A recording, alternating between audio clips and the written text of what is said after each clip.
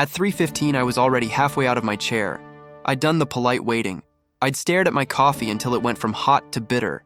I'd checked my phone like it owed me answers. And I was 1 second away from walking back to my truck and texting my friends something violent and poetic. Then the bell over the door chimed.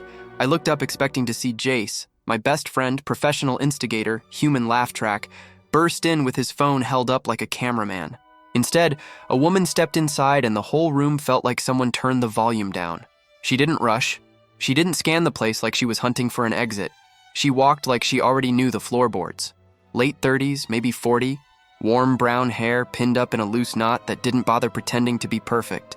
A long dress with faded flowers, boots that looked like they'd been worn on real sidewalks, and a cardigan that belonged to someone who wasn't trying to impress strangers. She paused, eyes moving once around the cafe.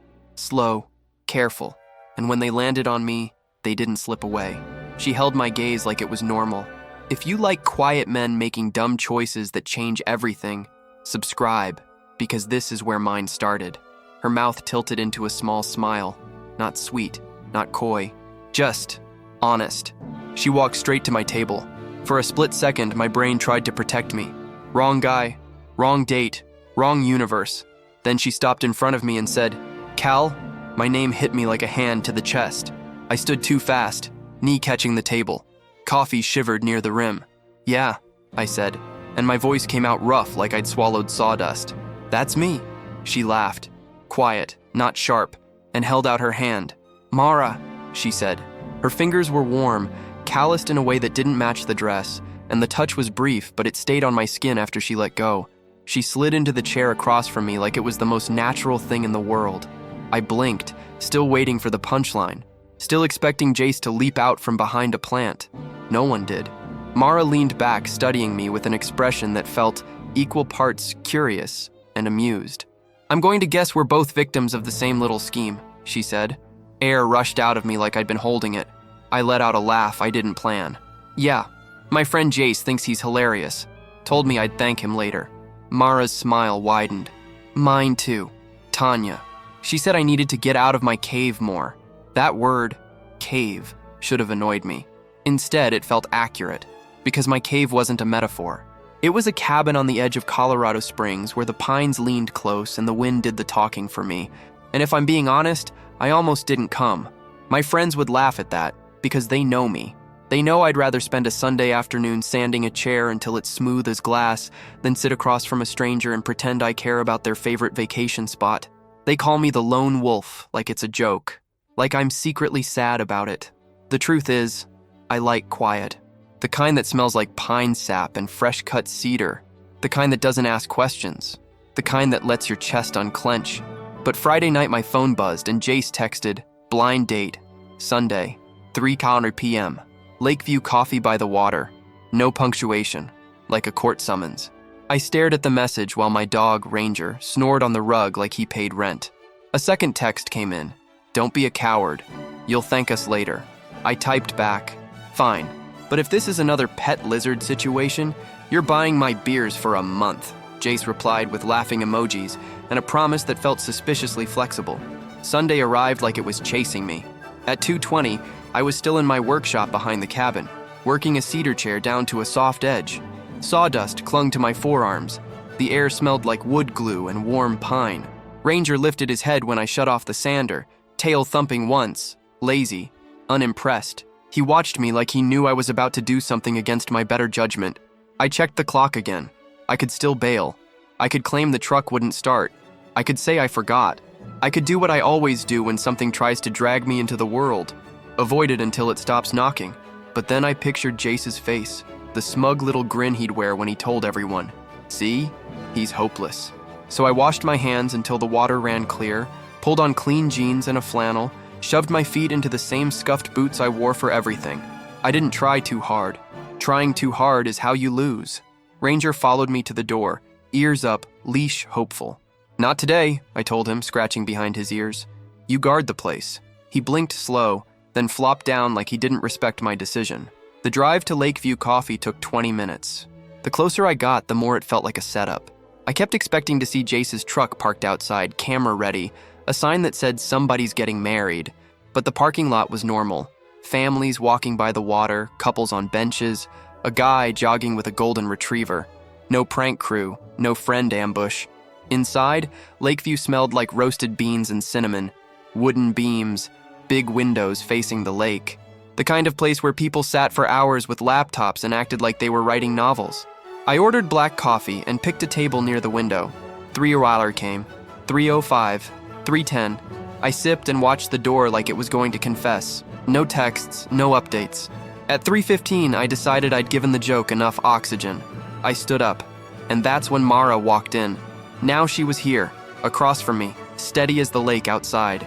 "So," she said, folding her hands on the table, "how did you get roped into this?" I surprised myself by leaning forward, elbows on the table like I wanted to be closer. I told her the truth, not the cleaned-up first date version, the real one. "My friends treat my single life like a group project," I said. "Like if they push hard enough, they'll force me into something romantic and then take credit for it." Mara's eyes stayed on mine. No pity, no judgment, just attention. "I'm tired of apps," I added. "Tired of fake conversations. Tired of acting like I care about someone's favorite travel destination." Mara lifted her cup, took a slow sip, and didn't look away. "That sounds exhausting," she said. "No wonder you live in the woods with a dog." The laugh that came out of me was short and real. "Ranger's better company than most people." "I believe that," she said, and the way she said it wasn't teasing. It was agreement. Then she told me about Tanya, how her friend had been pushing her to date again for months, how Mara had been married once, how it ended years ago without fireworks.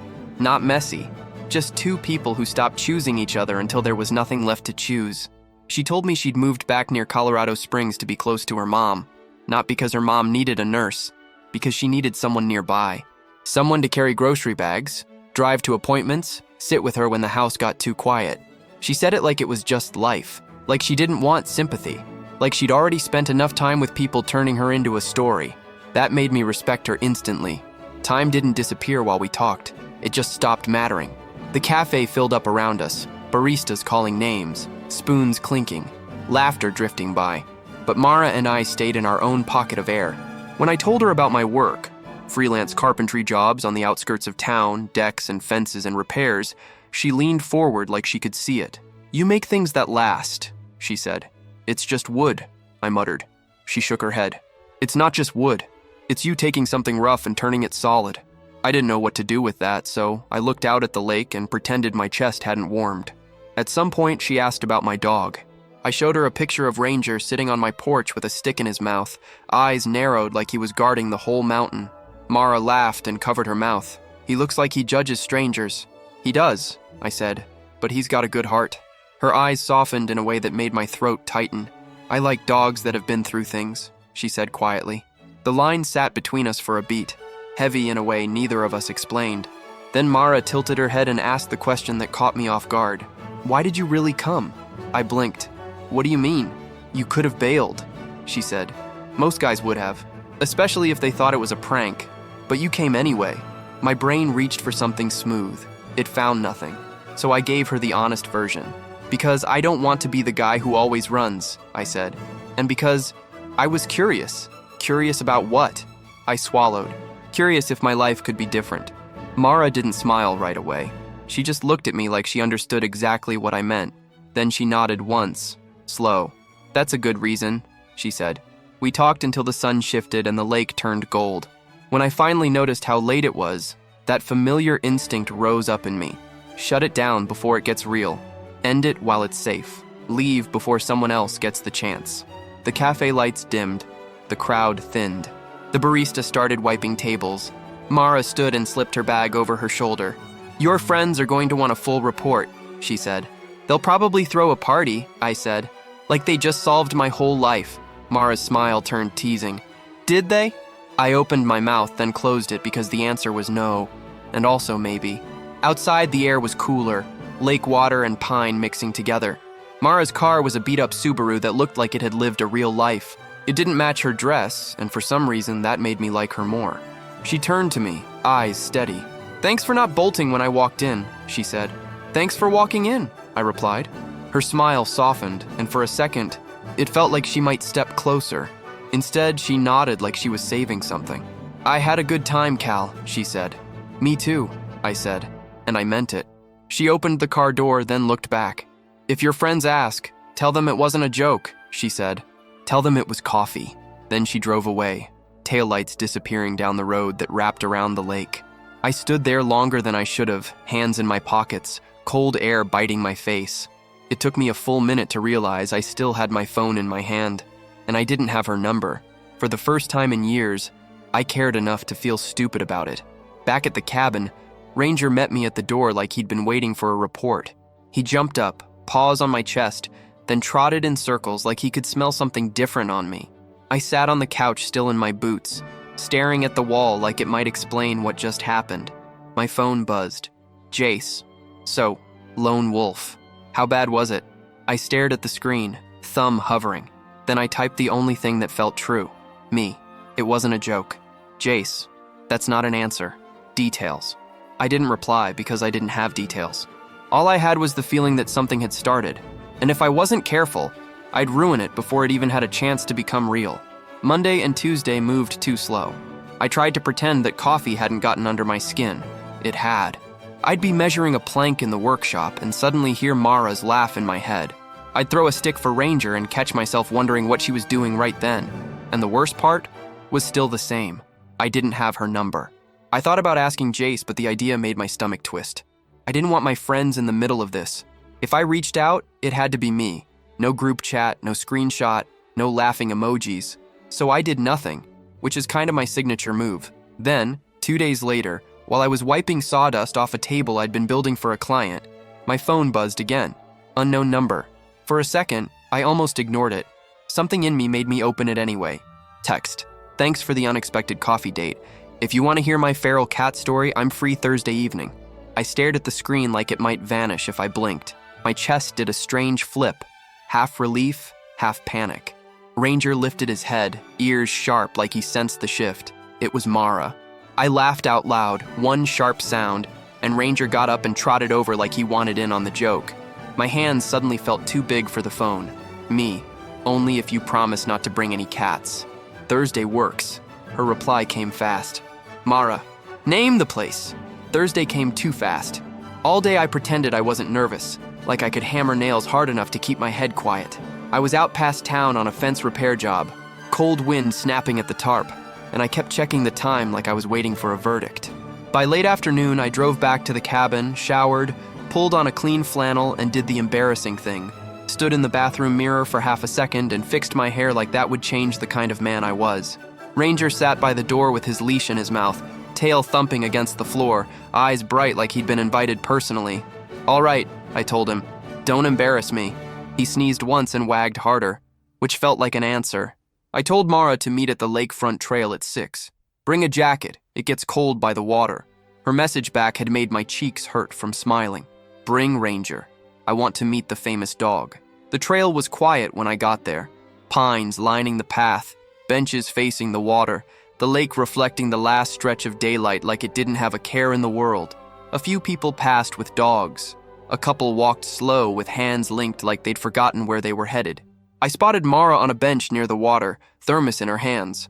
Her hair was down this time, curling past her shoulders, and she wore a soft gray sweater and jeans. No dress, no cardigan, just her, comfortable, real. When she looked up and saw me, her smile hit me like warmth. Then Ranger decided he was in love. He tugged the leash and bounded toward her like she was an old friend. Mara laughed and crouched, letting him sniff her hands. She scratched behind his ears, and Ranger melted like he'd been waiting his whole life for that exact touch. Wow, she said, still smiling. You weren't exaggerating. He is charming. He takes after me, I said, trying to sound casual even though my heart was thumping. Mara lifted an eyebrow. We'll see about that. We started walking, Ranger trotting between us like he was proud of himself. The air smelled like pine and lake water.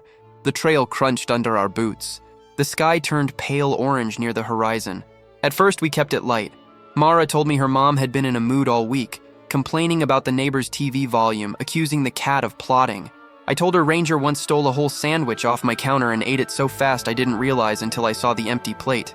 You live with a thief, she said. He's cute, I said. So he gets away with it. Mara glanced at me like she was about to say something, then didn't. She just smiled and let the moment breathe. That was the thing about her. She didn't fill silence just because it existed. We stopped near the water where the trail opened up. The lake looked calm, surface glittering with the last of the sun. Mara held out her thermos. "I brought tea," she said. "Peppermint. It helps when the air turns sharp." I took a sip. Warm, clean, thoughtful. "Thanks," I said. "You didn't have to." "I wanted to," she answered. Simple. We walked again, and somewhere along the way the conversation shifted. Not like a storm, like dusk, slow, inevitable. She asked about my cabin, and I told her how I ended up there after dropping out of community college. How the quiet didn't ask questions. How trees didn't care if I was awkward at parties or if I didn't know what to do with attention. Mara listened, eyes on the lake. Then she said, "I get that." I looked at her. She kept her gaze forward, voice low. "After my divorce," she said, "I thought being alone would feel like relief. Sometimes it does, but other times it feels like a room with no sound in it. Like, you're fine, and also slowly disappearing." The words landed in my chest with weight, because I knew that room. I didn't know what to say, so I said the truth. "You're not disappearing," I said. "Not to me." Mara's face softened like she wasn't used to hearing that either. We kept meeting after that. Not every day, not rushed. Just enough that it started to feel normal. A dinner at my cabin where I grilled steaks, and Mara brought a bottle of red wine that made me feel like I should have used real plates instead of my mismatched ones. She didn't care. She sat at my small table, laughed when Ranger begged for scraps, and told me I had a good home, even if the porch board squeaked and the heater made that weird rattling noise. An evening downtown at a little art cafe where we painted tiny canvases. Mine looked like a bad mountain. Hers looked like the lake at sunset. She teased me. I teased her back. And for once, I didn't feel like I was performing. I felt like I was just there. Mara started calling me by my full name when she was amused. "Caleb," she'd say, shaking her head like she couldn't believe I was real. And I started noticing how much I wanted to hear it. Then the grocery store happened. Saturday afternoon, bread aisle. We were debating sourdough versus rye like it mattered. Mara was smiling, actually smiling, light in her face like she wasn't carrying something heavy for once. Then her smile faded. Her body went still. Her hand was on my arm, and I felt her fingers tighten, not like affection, like she needed something solid to hold. I followed her gaze. A man stood near the end of the aisle. Early 40s, clean haircut, expensive jacket, the kind of guy who looked like he always knew where he was going. He was holding hands with a younger woman, mid-20s maybe, ponytail, glossy lips, laughter loud like she'd never had to measure her words. The man looked up. His eyes locked on Mara. Whatever expression he'd been wearing died on his face like a light snapped off. "Mara," he said, voice clipped. She didn't step back. She didn't hide. She lifted her chin like she'd stood in that wind before. "Grant," she answered. I didn't need the introduction. Her ex-husband. Grant's eyes flicked to me, then to Mara's hand still hooked around my arm. A slow smirk pulled at his mouth like he'd found something amusing. "So," he said, dragging the word out, "this is your new thing." The way he said it tightened my jaw. Like she was a phase. Like I was a joke. Like he still owned the right to comment. The younger woman beside him looked confused, then uncomfortable. Like she could feel the air change, but didn't know why. Mara didn't flinch. "This is Caleb," she said, calm but sharp. "And he's someone who makes me feel like I matter." My chest tightened hard at that. Grant's smirk wobbled for half a second. He covered it with a small laugh like he didn't want to look affected.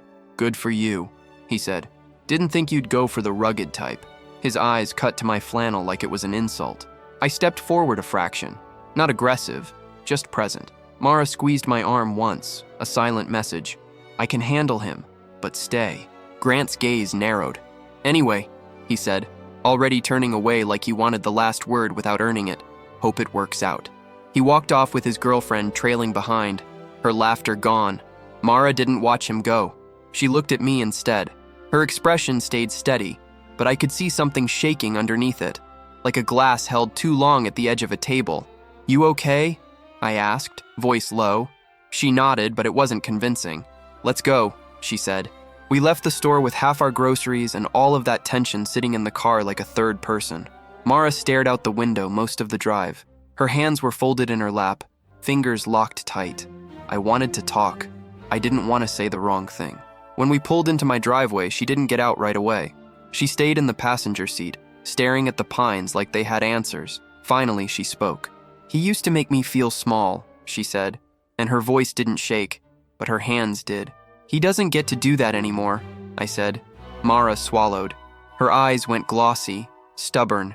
"Sometimes it still feels like he does," she admitted. "Seeing him, it drags it back up." I reached over and took her hand. "Not here," I said. "Not with me." She squeezed so hard it almost hurt. I didn't mind.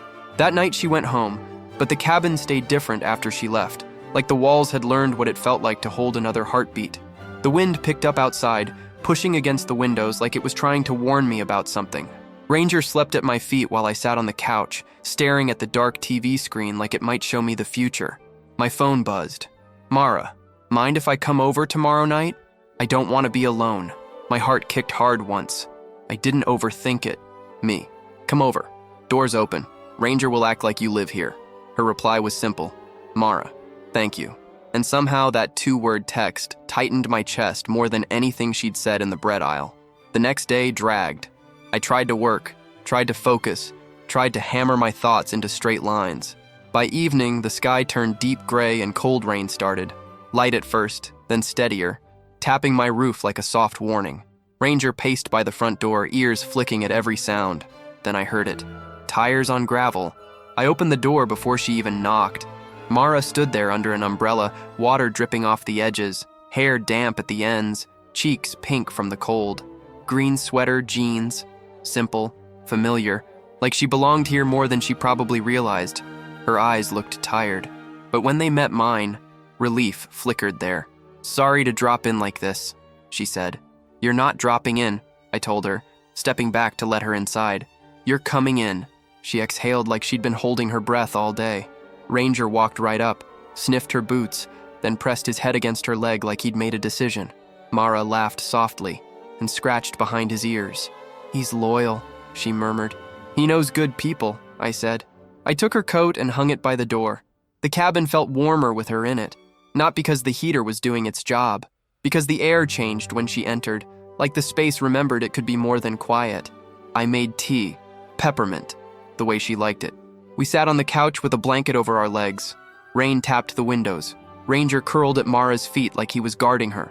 For a while we didn't talk. Not awkward, the kind of quiet that doesn't need fixing. Then Mara stared into her mug and said, "It's not just seeing Grant." I stayed still, let her lead. She swallowed. "It's everything," she said. "The marriage, the way I kept shrinking myself just to keep the peace.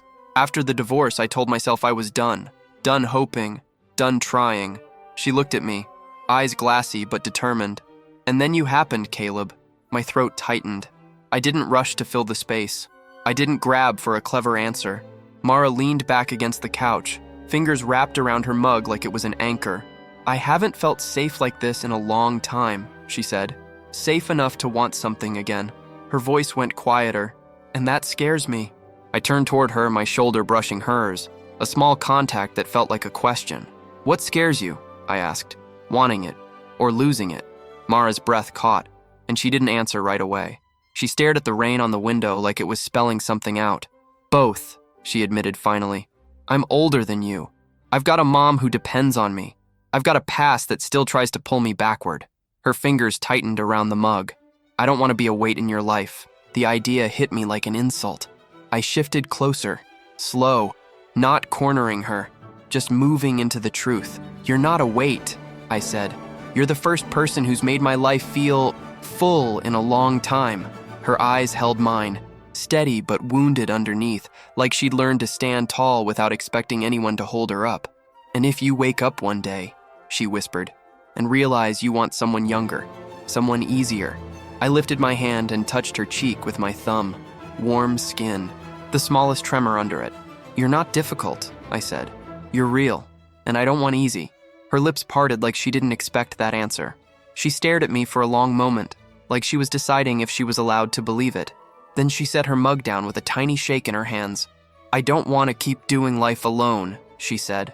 Something in me snapped into a clean certainty. "Neither do I," I said. I leaned in. I didn't rush it. I didn't grab.